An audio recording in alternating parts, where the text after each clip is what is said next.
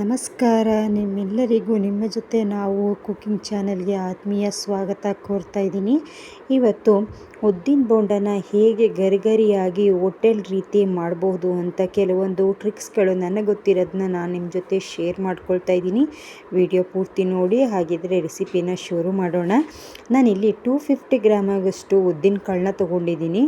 ಇದನ್ನು ಅರ್ಧ ಗಂಟೆ ನೆನೆಸಿಟ್ಟಿದ್ದೀನಿ. ತುಂಬ ಹೊತ್ತು ಇದನ್ನು ನೆನೆಸಬಾರ್ದು, ಏಕೆಂದರೆ ಎಣ್ಣೆನ ತುಂಬ ಅಬ್ಸರ್ವ್ ಮಾಡುತ್ತೆ ಅಂತ ಹೇಳಿಬಿಟ್ಟು ಅರ್ಧ ಗಂಟೆ ಸಾಕು ಇದನ್ನು ನೆನೆಸಿ ಇದನ್ನು ಒಂದು 4-5 ಬಾರಿ ಚೆನ್ನಾಗಿ ತೊಳ್ಕೋಬೇಕು. ಹಾಗೆಯೇ ಇದಕ್ಕೆ ಬೇಕಾಗಿರುವಂಥ ಇಂಗ್ರೀಡಿಯೆಂಟ್ಸ್ ಇಲ್ಲಿ ಶುಂಠಿ ತುರಿದಿಟ್ಕೊಂಡಿದ್ದೀನಿ, ತುಂಬ ಗ್ಯಾಸ್ಟ್ರಿಕ್ ಆಗುತ್ತೆ ಅದಕ್ಕೋಸ್ಕರ. ಹಾಗೆ ತೆಂಗಿನಕಾಯಿ ಸಣ್ಣದಾಗಿ ಹೆಚ್ಚಿಟ್ಕೊಂಡಿದ್ದೀನಿ, 2 ಹಸಿಮೆಣಸಿನ್ಕಾಯಿ ಮತ್ತು ಕಾಳುಮೆಣಸು, ಕರಿಬೇವು, ಜೀರಿಗೆ, ಹಾಗೆ ರುಚಿಗೆ ಉಪ್ಪು. ಇಷ್ಟೇ ಬೇಕಾಗಿರುವಂಥದ್ದು. ನಾವು ಏನೇನು ತೊಗೊಂಡಿದ್ದೀವಿ ಇದನ್ನು ನಾವು ಒಂದು ಬೌಲಿಗೆ ಹಾಕ್ಕೊಳ್ಳೋಣ. ಮೊದಲನೇದಾಗಿ ಇದಿಷ್ಟನ್ನು ಹಾಕಿ ರುಚಿಗೆ ಬೇಕಾದಷ್ಟು ಉಪ್ಪನ್ನು ನಾನು ಈಗ ಹಾಕ್ಕೋತಾ ಇದ್ದೀನಿ. ನೀವು ಬೇಕು ಅಂದರೆ ಉಪ್ಪಿನ ಹರಳು ಬರುತ್ತಲ್ವ, ಅದನ್ನು ರುಬ್ಬೋದಕ್ಕೇ ಬೇಕಿದ್ರೆ ಹಾಕ್ಕೋಬೋದು. ನಾನಿಲ್ಲಿ ಪುಡಿ ಉಪ್ಪನ್ನು ಯೂಸ್ ಮಾಡಿದ್ದೀನಿ. ನಾನಿವಾಗ ಮಿಕ್ಸಿ ಜಾರಿಗೆ ನಾವು ಏನು ನೆನೆಸಿಟ್ಟಿದ್ವಲ್ಲ ಉದ್ದಿನ ಕಾಳು, ಅದನ್ನು ಸ್ವಲ್ಪ ಹಾಕ್ಕೊಂಡು ಇದನ್ನು ನಾವು ತುಂಬ ನೈಸ್ ಪೇಸ್ಟನ್ನು ಇದನ್ನು ರುಬ್ಕೋಬೇಕು. ತರಿಯಾಗಿ ನೋಡಿ, ಈ ರೀತಿ ರುಬ್ಕೋಬೇಕು. ತರಿಯಾಗಿ ರುಬ್ಕೋಬಾರ್ದು. ನಾನಿಲ್ಲಿ ಈ ರೀತಿ ರುಬ್ಬಿ ಇಟ್ಕೊಂಡಿದ್ದೀನಿ. ಇದನ್ನು ಉಪ್ಪನ್ನೆಲ್ಲ ಹಾಕಿ ಚೆನ್ನಾಗಿ ಕಲಿಸ್ಬೇಕು. ನೀವು ಇದನ್ನು ಸ್ಪೂನಲ್ಲಿ ಕಲಿಸೋದಕ್ಕಿಂತ ಇದನ್ನು ಕೈಯಲ್ಲಿ ನೀವು ಚೆನ್ನಾಗಿ ಕಲಿಸ್ಬೇಕು.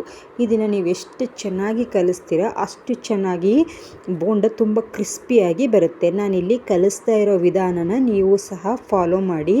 ಇದೇ ರೀತಿಯಾಗಿ ಹೋಟೆಲ್ಗಳಲ್ಲೂ ಸಹ ಯೂಸ್ ಮಾಡುವಂಥದ್ದು. ನೀವು ಇಲ್ಲಿ ರುಬ್ಬಬೇಕಾದ್ರೆ ನೀರನ್ನು ಜಾಸ್ತಿ ಸೇರಿಸಿದ್ರೆ ಏನಾಗುತ್ತೆ, ಎಣ್ಣೆನ ಜಾಸ್ತಿ ಅದು ಹೀರ್ಕೊಳ್ಳುತ್ತೆ.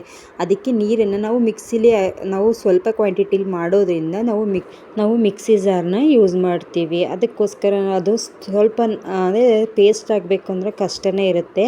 ನೀವು ಒಂದು ವೇಳೆ ತೆಳುವಾಯಿತು ಅಂತ ಹೇಳಿದ್ರೆ 1 ಸ್ಪೂನ್ ಅಕ್ಕಿ ಹಿಟ್ಟನ್ನು ಸೇರಿಸ್ಕೋಬೋದು, ಇಲ್ಲ ಅಂತಂದರೆ ಬೇಕಾಗಿಲ್ಲ. ನಾವಿವಾಗ ರೆಡಿ ಮಾಡಿಟ್ಟಿರುವಂಥ ಹಿಟ್ಟನ್ನು ನಾವು ಬೋಂಡಾ ರೀತಿಯಲ್ಲಿ ಈ ರೀತಿ ಹಾಕ್ಕೊಂಡು ಇದನ್ನು ಸಣ್ಣ ಉರಿನಲ್ಲಿ ನಾವು ಲೋ ಫ್ಲೇಮಲ್ಲಿ ಇದನ್ನು ಚೆನ್ನಾಗಿ ಫ್ರೈ ಮಾಡಬೇಕು. ಇಲ್ಲಿ ಇನ್ನೊಂದು ಟ್ರಿಕ್ ಏನಪ್ಪ ಅಂದರೆ ನೋಡಿ, ನಾವು ಯಾವುದೇ ಸೋಡಾ ಏನೂ ಹಾಕಿಲ್ಲ, ಎಷ್ಟು ಚೆನ್ನಾಗಿ ಉಬ್ಬಿ ಬರ್ತಾ ಇದೆ ಅಂತ. ಇವಾಗ 30 to 40% ಆಗಿದೆ ಅಂತ ಹೇಳಿದಾಗ ಇದನ್ನು ತೆಗೆದುಬಿಡಬೇಕು. ಇದನ್ನು ತೆಗೆದು ಮತ್ತೆ ನೀವು ಇನ್ನೊಂದು ಸಲ ಇದನ್ನು ಫ್ರೈ ಮಾಡಿದ್ರೆ ನೀವು ಹೋಟೆಲಲ್ಲಿ ಸಿಗುತ್ತಲ್ವ, ಅದೇ ರೀತಿಯಾದಂತಹ ಗರಿಗರಿಯಾದಂತಹ ಉದ್ದಿನ ಬೋಂಡ ಸಿಗುತ್ತೆ. ನೀವು ಈ ಟ್ರಿಕ್ಕನ್ನು ಯೂಸ್ ಮಾಡಿ. ನಾವು ಒಂದೇ ಸಲ ಹಾಕಿ ಅಂದರೆ ಕಂಟಿನ್ಯೂಸ್ ಆಗಿ ಬೇಯಿಸ್ತಾ ಇದ್ದರೆ ಏನಾಗುತ್ತೆ ಅಂತ ಹೇಳಿದ್ರೆ ಅದು ಸ್ವಲ್ಪ ಹಾರ್ಡ್ ಬಂದುಬಿಡುತ್ತೆ. ನಿಮಗೆ ಮೇಲ್ಗಡೆ ಎಲ್ಲ ಕ್ರಿಸ್ಪಿಯಾಗಿ ಬರೋದಿಲ್ಲ. ಹೋಟೆಲ್ಗಳಲ್ಲಿ ಕೊಡ್ತಾರಲ್ವ, ಆ ರೀತಿ ನಿಮಗೆ ಬರೋದಿಲ್ಲ. ಅದಕ್ಕೆ ನೀವೇನು ಮಾಡಬೇಕು, ಒಂದು 30% ಅಲ್ವಾ ಅಥವಾ 40% ಆಗಿದೆ ಅಂತ ಅಂದಾಗ ಮತ್ತೆ ಇದನ್ನೆಲ್ಲ ತೆಗೆದು ಒಂದು ತಟ್ಟೆನಲ್ಲಿ ಹಾಕಿ ಮತ್ತೆ ಇನ್ನೊಂದು ಸಲ ನೀವು ಇದನ್ನು ಫ್ರೈ ಮಾಡ್ಕೋಬೇಕು. ನಾನಿಲ್ಲಿ ಇದನ್ನೆಲ್ಲ ನೋಡಿ ಇಷ್ಟೇ ಆಗಿದೆ. ಇವಾಗ ತೆಗೆದಿಟ್ಕೋಬೇಕು. ಇದನ್ನು ಸಾಮಾನ್ಯವಾಗಿ ಎಲ್ಲ ಕಡೆ ಇದೇ ರೀತಿ ಹೋಟೆಲ್ಗಳಲ್ಲಿ ಮಾಡೋವಂಥದ್ದು. ಇದನ್ನು ಸಹ ನಾನು ಅವ್ರುಗಳಿಂದನೇ ಕೇಳಿ ಈ ರೀತಿ ನಾನು ಸಹ ಒಂದು ಸಲ ಟ್ರೈ ಮಾಡಿ ನೋಡಿದೆ, ತುಂಬ ಚೆನ್ನಾಗಿ ಬಂತು. ಇವಾಗ ಎಲ್ಲನೂ ತೆಗೆದಿಟ್ಕೊಳ್ತಾ ಇದ್ದೀನಿ. ಮತ್ತು ಒಂದು 5 ಮಿನಿಟ್ ಅಂದರೆ 10 ಸೆಕೆಂಡ್ಸ್ ಬಿಟ್ಟರೆ ಸಾಕು. ಸ್ವಲ್ಪ ಆಯಿಲು ಸಹ ಮತ್ತೆ ಬಿಸಿ ಆಗುತ್ತೆ. ನಂತರ ನಾವೇನು ತೆಗೆದಿಟ್ಟಿದ್ವಿ ಅದೆಲ್ಲ ಬೋಂಡಗಳನ್ನ ಮತ್ತೆ ಹಾಕ್ಕೋಬೇಕು. ಅವಾಗ ಹಾಕ್ಕೊಂಡು ಮತ್ತೆ ಚೆನ್ನಾಗಿ ಲೋ ಫ್ಲೇಮಲ್ಲೇ ಇದನ್ನು ನೀವು ಆದಷ್ಟು ಫ್ರೈ ಮಾಡಬೇಕು. ಆವಾಗಲೇ ಇದು ಚೆನ್ನಾಗಿ ಬರುವಂಥದ್ದು. ಒಳಗಡೆನೂ ಸಹ ಹಿಟ್ಟೆಲ್ಲ ಚೆನ್ನಾಗಿ ಬೇಯುತ್ತೆ. ಇವಾಗ ನೋಡಿ, ಈ ರೀತಿ ನಾವು ಒಂದೇ ಸಲ ಬಿಟ್ಬಿಡಬಾರ್ದು. ಈ ರೀತಿ ಎಲ್ಲ ಕಡೆ ನಾವು ಸ್ವಲ್ಪ ಇದನ್ನು ಸ್ಪೂನಿಂದ ತಿರುಗಿಸ್ತಾನೆ ಇರಬೇಕು. ಆವಾಗ ಚೆನ್ನಾಗಿ ಎಲ್ಲ ಕಡೆ ಸಹ ಬೇಯುತ್ತೆ. ಇದ್ರ ಜೊತೆಗೆ ಬೆಸ್ಟ್ ಕಾಂಬಿನೇಷನ್ ಅಂತ ಹೇಳಿದ್ರೆ ಚಟ್ನಿ, ತೆಂಗಿನಕಾಯಿ ಚಟ್ನಿ ತುಂಬ ಚೆನ್ನಾಗಿರುತ್ತೆ. ನೋಡಿ, ಎಷ್ಟು ಇಲ್ಲಿ ನೋಡಬೇಕಾದ್ರೇ ನಿಮಗೆ ಗೊತ್ತಾಗುತ್ತೆ ಎಷ್ಟು ಕ್ರಿಸ್ಪಿಯಾಗಿ ಬಂದಿದೆ ಅಂತ ಹೇಳಿಬಿಟ್ಟು. ತುಂಬ ಚೆನ್ನಾಗಿರುತ್ತೆ, ಟ್ರೈ ಮಾಡಿ ನೋಡಿ.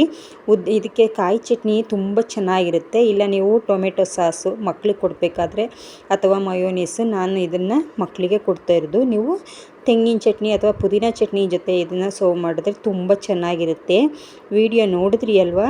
ಇಷ್ಟ ಆಗಿದರೆ ನನ್ನ ಚಾನಲ್ನ ಹೊಸದಾಗಿ ನೋಡೋರು ಸಬ್ಸ್ಕ್ರೈಬ್ ಮಾಡಿ ನೋಡಿ. ಹಾಗೆಯೇ ವಿಡಿಯೋ ಇಷ್ಟ ಆದಲ್ಲಿ ನಿಮ್ಮ ಫ್ರೆಂಡ್ಸ್ ಹಾಗೆ ಫ್ಯಾಮಿಲಿ ಜೊತೆ ವಿಡಿಯೋನ ಶೇರ್ ಮಾಡಿ, ಅನಿಸಿಕೆ ಅಭಿಪ್ರಾಯನ ಕಮೆಂಟ್ ಮಾಡೋದನ್ನು ಮರಿಬೇಡಿ. ನೋಡಿ, ನಾನಿಲ್ಲಿ ಟೇಸ್ಟ್ ಮಾಡಿ ನೋಡ್ತಾ ಇದ್ದೀನಿ, ತುಂಬ ಚೆನ್ನಾಗಿ ಬಂದಿದೆ. ನೀವು ಒಂದ್ಸಲ ಟ್ರೈ ಮಾಡೋದನ್ನು ಮರಿಬೇಡಿ. ಹಾಗೆ ಯಾರೆಲ್ಲ ನನ್ನ ಚಾನಲ್ನ ಸಬ್ಸ್ಕ್ರೈಬ್ ಮಾಡಿದ್ದೀರಾ ಅವರಿಗೆಲ್ಲ ತುಂಬ ಹೃದಯದ ಧನ್ಯವಾದಗಳು. Thank you.